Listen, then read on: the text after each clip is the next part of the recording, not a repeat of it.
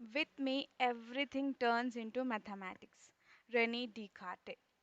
तो इसका मतलब क्या हुआ? यू अंडरस्टैंड कि इनके लिए हर एक चीज़, हर एक चीज़, हर एक चीज़, जो भी चीज़ है, जो भी बात है, एवरीथिंग टर्न्स इनटू मैथमेटिक्स। हर एक चीज़ रियाजी से, हिसाब से जुड़ी हुई है। किस तरह? एक बार सोच के देखिए, सुबह उठे, टाइम देख रहे हैं, मैथ्स, नंबर्स। कुछ बना रहे हैं, क्वांटिटी देख रहे हैं, मैथ्स, नंबर्स। तो नंबर्स हमारे लिए हर जगह मौजूद है। तो रेनी डिकार्टे के हिसाब से उनके लिए हर एक चीज, एवरीथिंग टर्न्स इनटू मैथमेटिक्स। और जब आप इसको आजमा के देखेंगे दिन के सारे कामों में, तो आपको भी ये समझ में आएगा कि एवरीथिंग, हर एक चीज लास्ट में जाके नंबर्स पे रुकेगी या फिर स्टार्ट नंबर्स से होएगी। तो दिस इज़ शगुफ्ता फिरदौस। मैं आप सबका वेलकम करती हूँ इस कोर्स में, जो कि है मैथ्स के बेसिक समझने के लिए अप टू 10th लेवल तक के कॉम्पिटिटिव एग्ज़ाम्स, या फिर आप 10th एसएससी के हैं, सबके लिए ये वीडियो हेल्पफुल है। तो इस चैप्टर में हम नंबर सिस्टम के बेसिक्स, नेचुरल नंबर से लेके पूरा रियल नंबर, पूरा जो होल सेट है, उसके बारे में हम डिस्कस करेंगे। तो रेनी डिकार्टे कौन थे? फादर ऑफ मॉडर्न रैशनलिज्म, यानी अकलियत पसंदी, माखूलियत के बाबा आदम थे। उनके लिए इन्हें फादर ऑफ द एनलाइटमेंट भी कहा जाता है।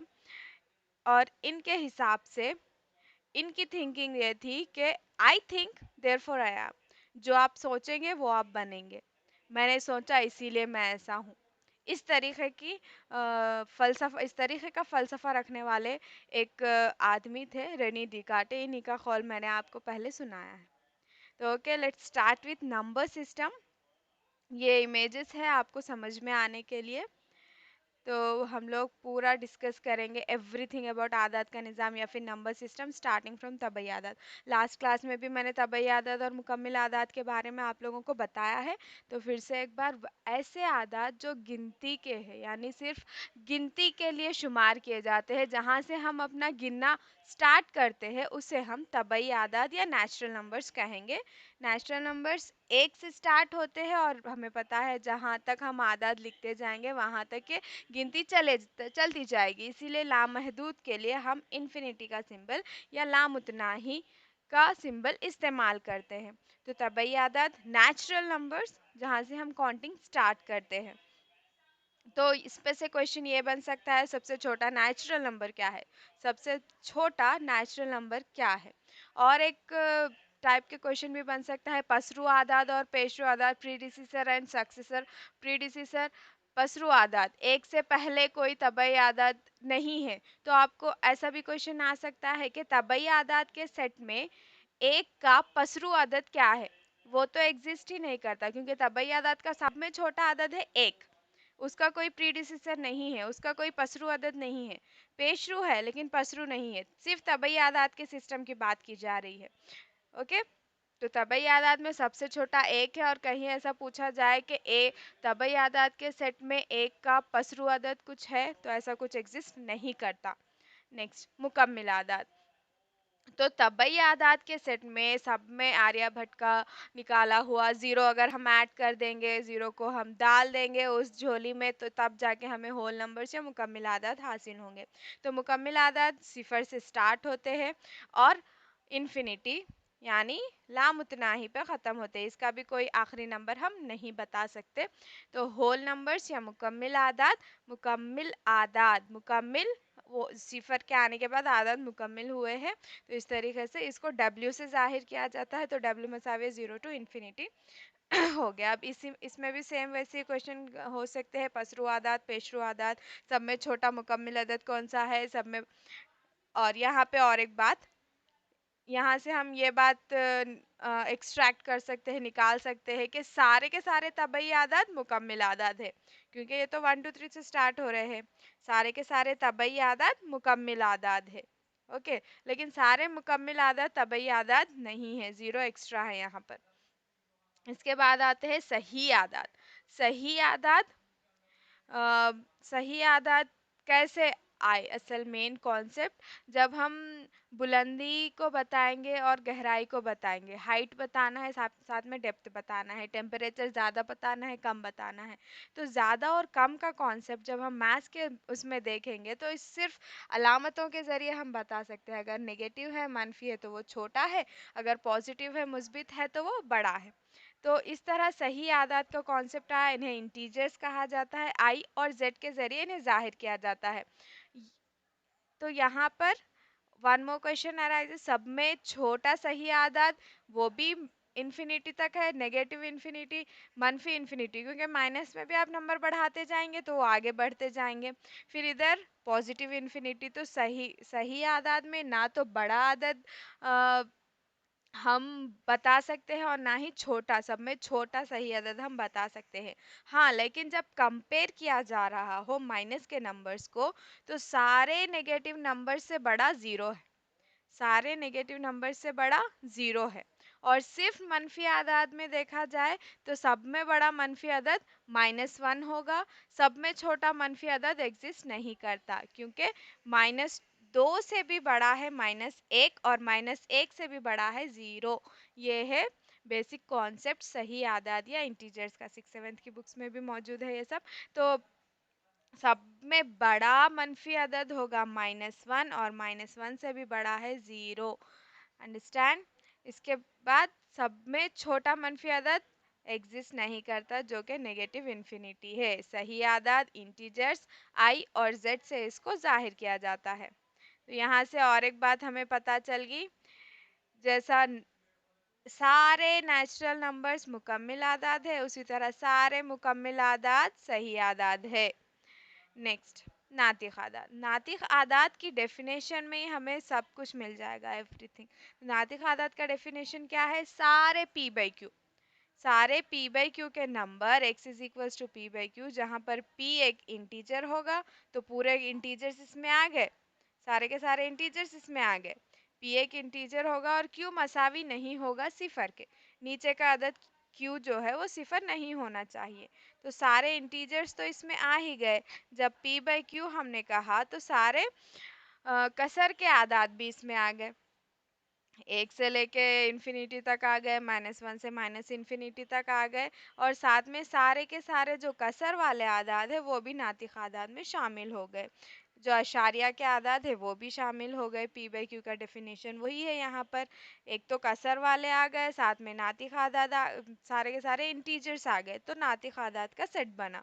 तो नातिक आदाद में मुख्ततिम अशारिया वाले, क्योंकि मुख्ततिम अशारिया को हम कसर की हालत में लिख सकते हैं, इसीलिए सारे के सारे मुख्ततिम अशारिया वाले भी नातिक आदाद है। और गैर मुख्ततिम है और तकरारी अशारिया है, गैर मुख्ततिम है और तकरारी अशारिया है।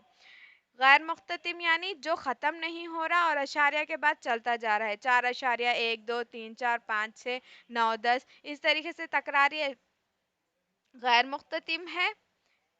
और तकरारी है, तकरारी यानी उस पर दौर पाया जा रहा हो, 4.1 2 3 4 उस पर बार 1 2 3 4 1 2 3 4 रिपीट हो रहा हो, तो उसे हम गैर मुख्ततिम तकरारी अशारिया कहेंगे। इन दोनों को भी हम कसर में लिख सकते हैं, p बाई क्यू की शक्ल में लिख सकते हैं, इसीलिए ये दोनों भी नातिक आदाद है। तो नेक्स्ट लेसन में हम देखेंगे कि मुख्ततिम अशारिया को कसर में कैसे कन्वर्ट किया जाता है या फिर बदला जाता है।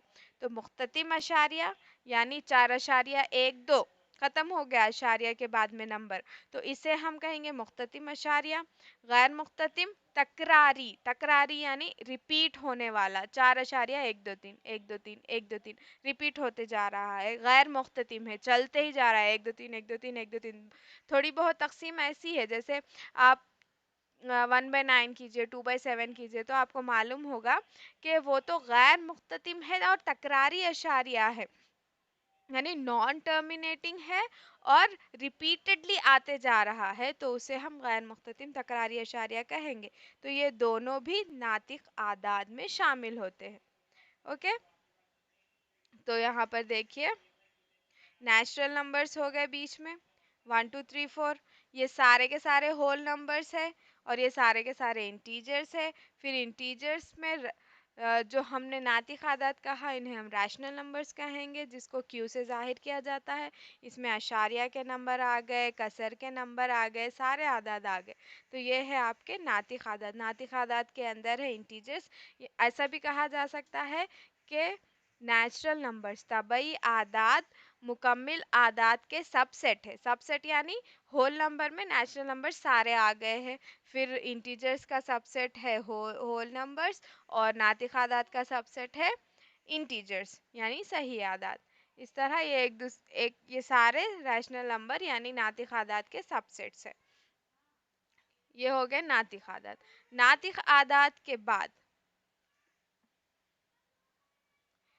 ये ये तो हमने डिस्कस कर लिया है।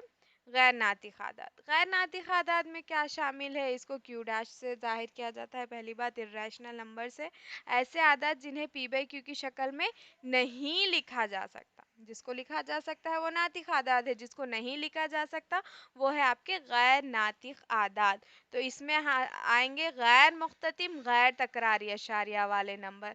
गैर मुख्ततिम जो जिसका अशारिया के बाद भी खातिमा नहीं होता है और गैर तकरारी है, उसमें रिपीटेड वाले नंबर्स नहीं आते हैं, तो इनको हम पी बाई क्यू की शक्ल में नहीं लिख सकते, कसर की शक्ल में नहीं लिख सकते, इसीलिए हम इसे गैर नातिक आदाद की कैटेगरी में रखते हैं। और इसके बाद है जज़र वाले आदाद, जिनका जज़र नहीं निकाला जा सकता। जैसे मैं जज़र 25 कहूँगी तो उसका तो जज़र निकल जाएगा 5, लेकिन रूट थ्री का जज़र पॉइंट में आएगा, वो भी गैर मुख्ततिम और गैर तकरारी अशारिया होगा, इसीलिए ये गैर नातिक अदद है।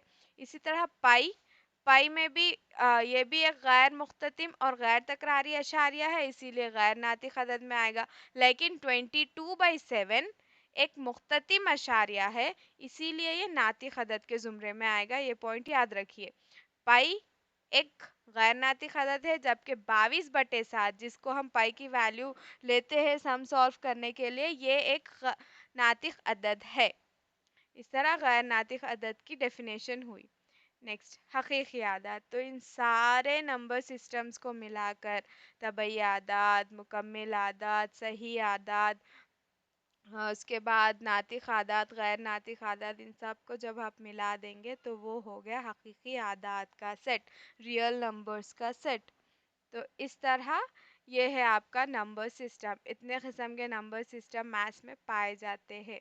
तो ये है रियल नंबर्स। इरेशनल का अलग से ज़ुमरा बनाया गया है क्योंकि ये नातिक के ज़ुमरे में नहीं आते। नातिक में सही आदाद आएंगे, मुकम्मिल आदाद आएंगे, तबई आदाद आएंगे, लेकिन ये गैर नातिक एक अलग से सेट है जो इसमें शामिल नहीं होता। तो जब इन सब को मिला देंगे तो आपको हासिल होंगे रियल नंबर्स यानी हकीकी आदाद। ये है आपका नंबर सिस्टम। जज़ाकल्लाहु खैर। Keep learning, keep watching. Thank you so much.